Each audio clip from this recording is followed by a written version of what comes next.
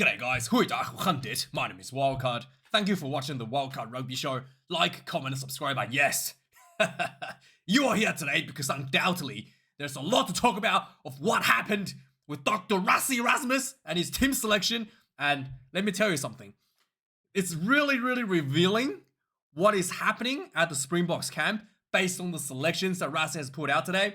We'll talk about that in a second. First up, we've got some follow-up to talk about from the weekend. The mighty clash at Eden Park between the Springboks and the New Zealand.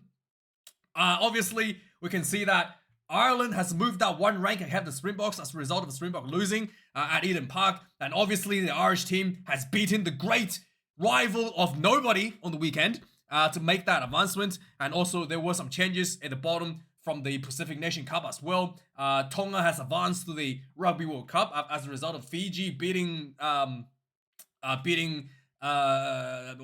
Samoa. So there's some big changes there. So we're going to look at the results with the Pacific Nation Cup later. But first up, we've got some stuff to talk about with the scrummaging on the weekend.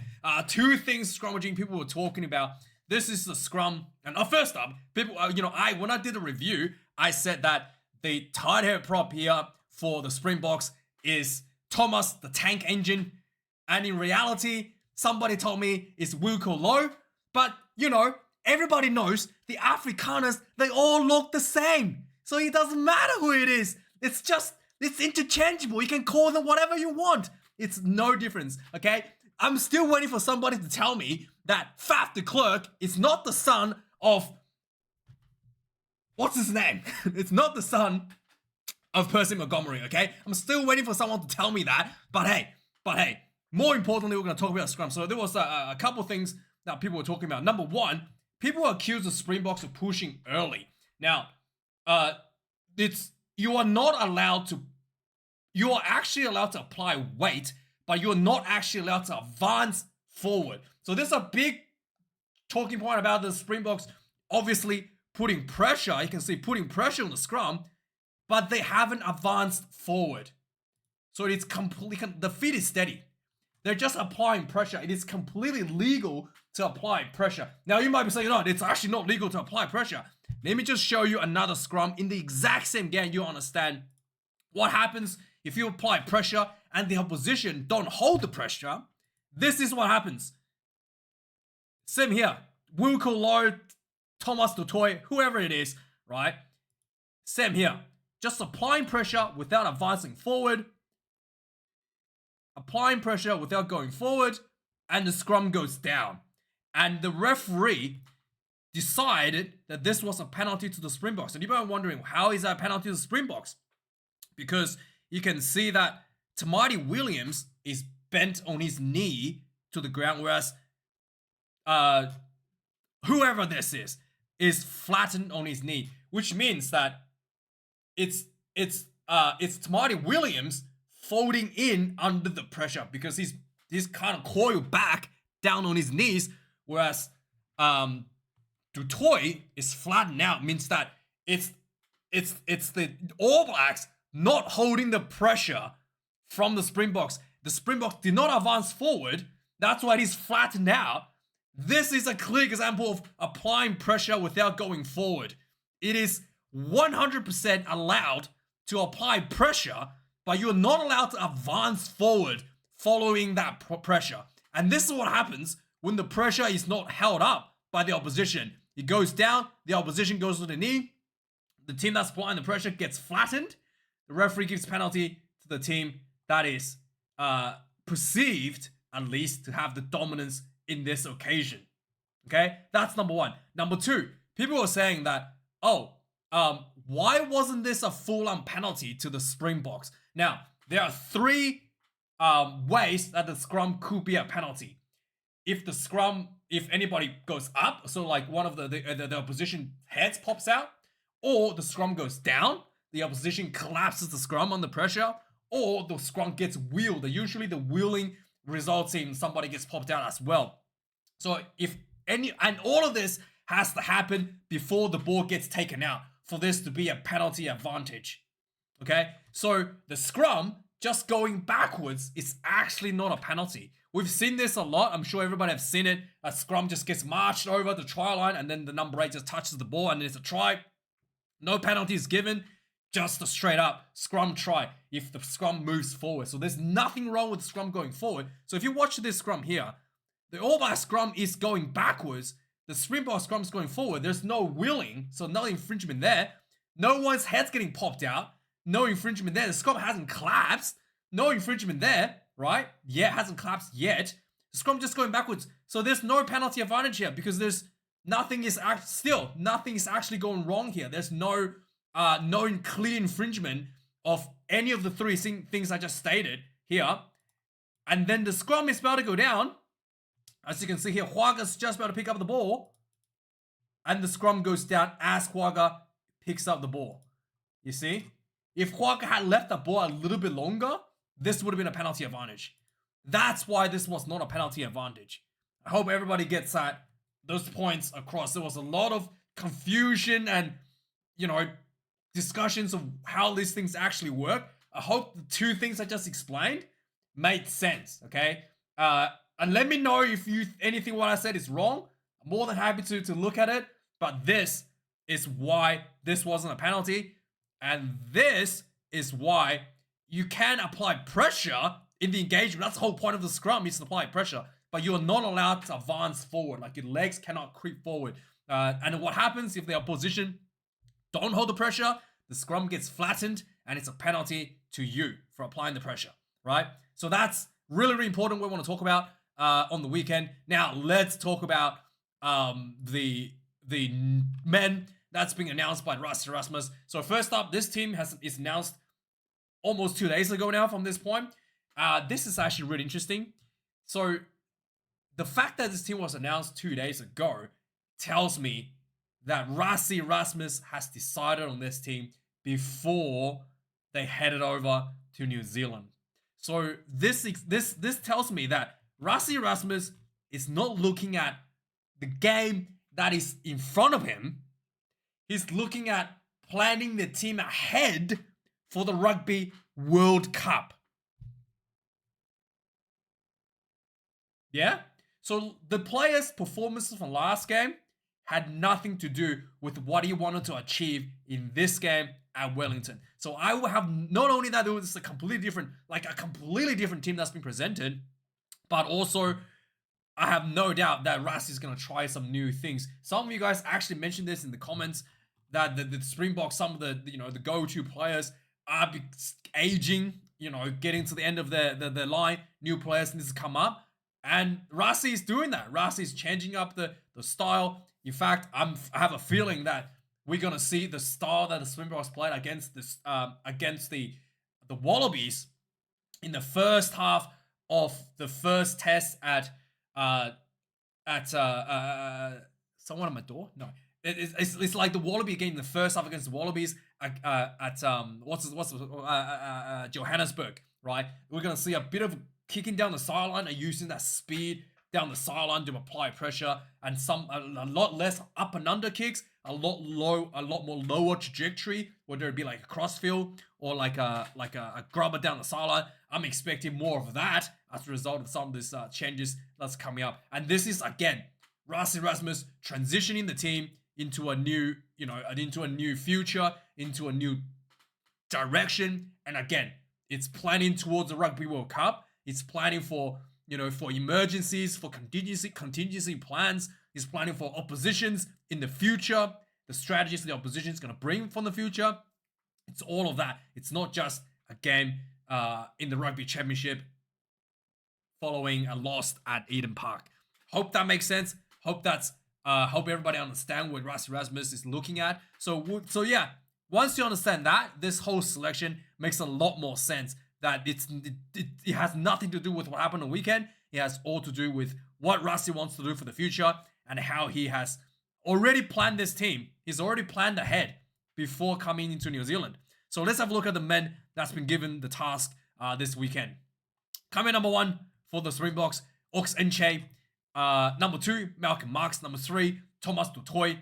Enche played like 60 minutes on the weekend as well. So I don't. So I don't know. Yeah, it's interesting that they didn't have that much confidence on the bench to have him coming off like 45, 50 minutes like they normally do.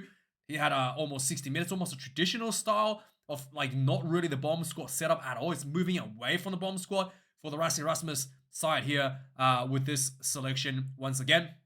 Lou Diacha gets called back in for Ibn Nesbeth at number 4. Ruan Nokia returns to number 5 jersey for the Springboks. Sia Khaleesi moves to number 8 to number 6, and he gets the captaincy back. Pieter-Steph du Toit retains number 7 jersey, and Jasper Wiese gets back at number 8 jersey. Last week, I was wondering where he was, and you guys mentioned that he had 1 suspension, still had 1 more game left over, so he's back as soon as he is unsuspended at the number 8 jersey for the Springboks. Coming number 9, Kobus Reinach moves off on the bench to the starting spot. Sasha Famboku Gomezulu gets moved off the bench. I saw it in number 10 jersey. And this is a surprise to me. I thought Sasha would have been great at number 15. He was on the field as 15 last weekend. I'm pretty sure he was, unless someone tells me otherwise. Pretty sure Polo and him are on the field at the same time. So Sasha, I thought immediately injected speed and carried the ball much, much better forward and exploit, it looked at opportunities in front of him and put himself in the right position on the field in that back line, attacking line to find those space. Like, he literally ran like 20 minutes, like probably the longest run for the entire Springboks team is when he came onto the field. He ran like 20 meters as he got the ball, in the second half. And I thought he would be at a fullback again because it gives him that vision to see where the gap is and slotting in. But yeah, Dr. Rassie has actually made the decision to put him at 10, which is just, again, one more level up. Pollard, again, 31 years of age, getting towards the end of there. Sasha Famberg has to take over the 10 jersey at some point, especially with the goal kicking struggling a bit for Manny Lebok. So they have to transition him into that 10 jersey sooner or later. And again, building towards the future is the theme here from Dr. Rassie. And coming number 11, Ethan, not a hooker, is courting at a winger position. He was on the bench at number 23 as an additional center. I thought it was. But he's moving to the winger position here for Ethan, not a hooker. At number 12, we got the greatest Springbok in the history of the Springboks call back into the team at the number 12 jersey. Damian Willemse, he had a pretty poor outing at a fullback. He's been playing number 12 for the Stormers, and the problem is he hasn't really played international test matches for a long time, and pretty much like a whole season last year. And so basically, yeah, I think they wanted to put him in a position. I guess he's played in club rugby recently, which is a 12. So it makes sense for him to be there. So this is, again, trying to easing back into the team, getting back involved in the team after the long kind of like staying off the field due to a finger injury. Anyway. But hey, he's back. Again, shows where Rassie's head is at. For the future. Kanan Moody gets number 13 jersey. Again, Jesse Crew has a tough, few months now. So Kanan Moody gets back at number 13. He was a wing last week. Cheslin Kobe gets number 14 jersey once again. And Apaleta Farsi gets called back into the team at number 15 for the Springboks. In the back line now, in the reserves now, we've got Marius van der Merwe in number 16. Jan Hendrik Wessels comes in for the Fat Thor, Fenta, at number 17. And Wilco Lowe gets number 18 jersey.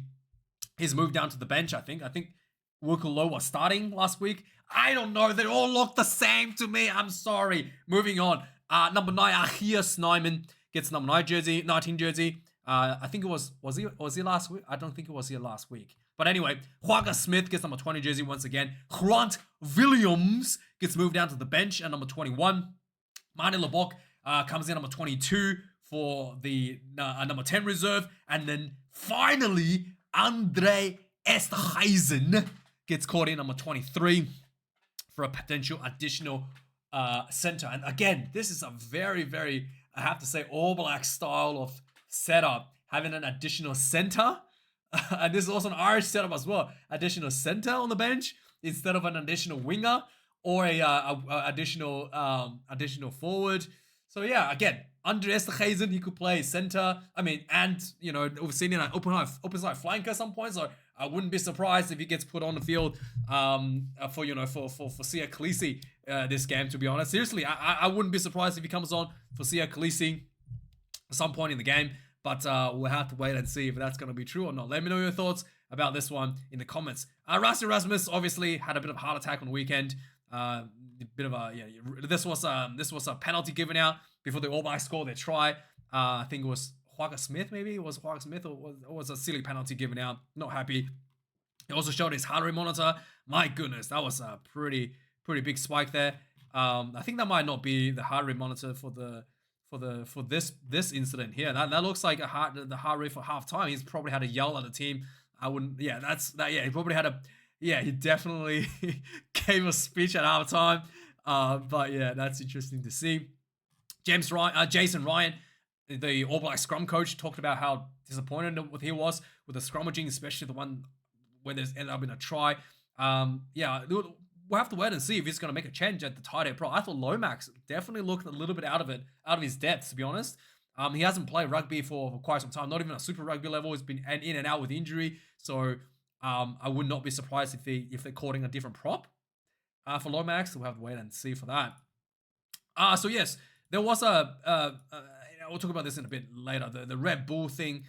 Anyway, we'll talk about it later. So yeah, there was some talks about obviously Will Skelton being called back into France, and there was some talks about potentially getting him back for the Ballosa Cup. I don't think it's gonna happen. It's only like 3 weeks to go, and then the time difference, it's actually quite difficult. Even if he comes in, it's gonna be struggling with the it's gonna take me like a week or two to adjust the time again. So I'm very doubt that he's gonna be called back. So James O'Connor as well. There is a bit of talk about getting him back in Australia at some point because he's currently signed to the Leicester Tigers. Yeah, again the Australian rugby not able to lock down these key players to go overseas. They either have to change their selection policies, or if you're France, you lock players down. Changing selection policies is not even gonna do it to get the players at your disposal when you need them. The Wallabies also, Tom Liner was taken over the HIA. It's clear to play, so he will most likely be selected against Argentina this weekend. Pongfa Mausili was playing, former Wallaby was playing for the Moana Pacifica this year and has been shifted to Pro D12 in France as a injury cover. So yeah, we'll have to see. He's actually hasn't been confirmed exactly where he's going to end up, but it's going to be, it's currently confirmed it's going to be Pro D2 as an injury cover there. Rhys Patchell, I thought he died after Samu Karevi rammed him at the Rugby World Cup in 2019. Apparently he's still playing, and he's just decided to retire at 32. I thought he died like 8 years ago. Okay, so apparently not. He's retired now, and he's going to be becoming a kicking coach at the Dragons. I mean, first of all, if you are offered the job of a kicking coach, that's probably not a career path you should take to retire from playing professional rugby, right? If somebody offer you a job as the head coach, definitely take that and take your retirement. If somebody offered you to become an investment banker, take that. If somebody offered you to work at the pub, probably think twice. I mean, in fact, if somebody offered you to work at the pub, it's probably a more secure job than being the kicking coach at the Dragons. Okay? Just saying, okay? Just saying, Rhys Patchell. But anyway, he's probably grateful to be alive after getting rammed by Samu Karevi at the Rugby World Cup. But hey, who am I to say, right? Yeah, so the Pacific Nation Cup finished the group stage on the weekend.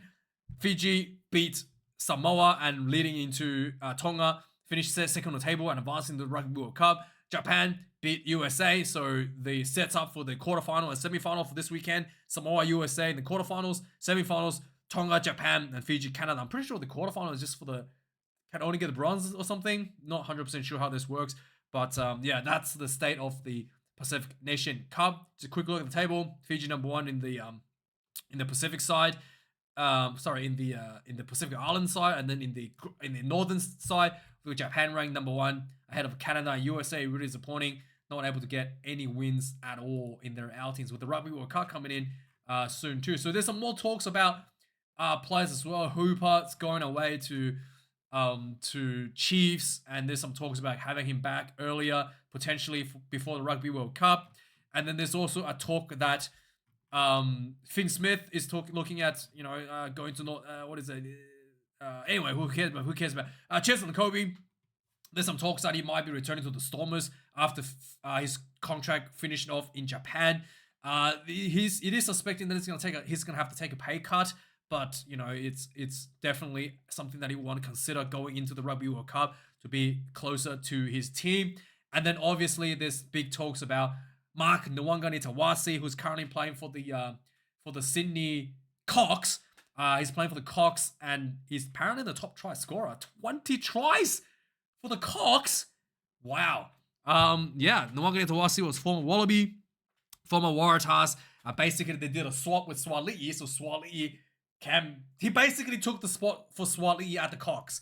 So Swali'i left the Cox to join the Wallabies, and then Mark Nwangani-Tawasi left the Wallabies and the Waratahs to join the Cox. And he's doing a lot better than Swali'i at the Roosters, to say the least.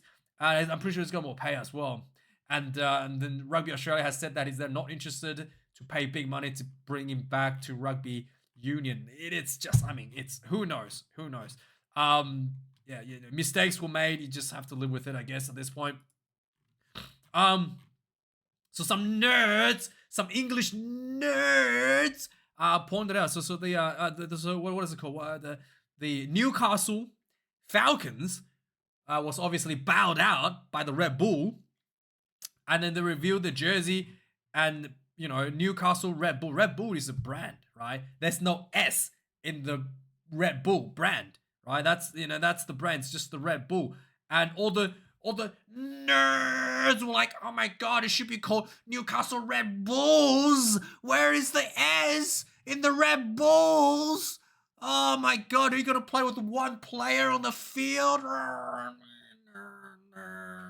Yeah, anyway, the nerds were, the grammar police came out and slammed the Red Bull for how dare they not misspell their logo, right? How dare they not changing the logo to make sure the spelling was correct.